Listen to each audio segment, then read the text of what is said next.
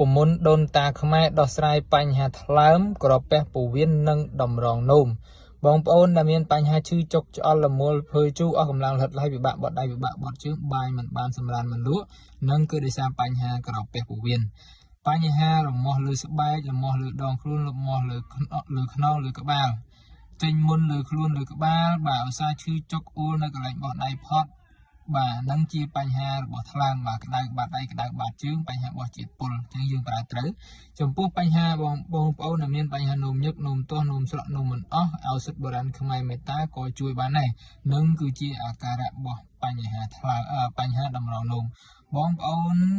ឱសថបុរាណខ្មែរនេះគឺរូបមន្តដូនតាតចំនួនរាប់រយឆ្នាំហើយបងប្អូនណាព្យាបាលជាច្រើនគ្នាណាស់មកហើយសម្រាប់បងប្អូនដែលមិនទាន់ជឿជាក់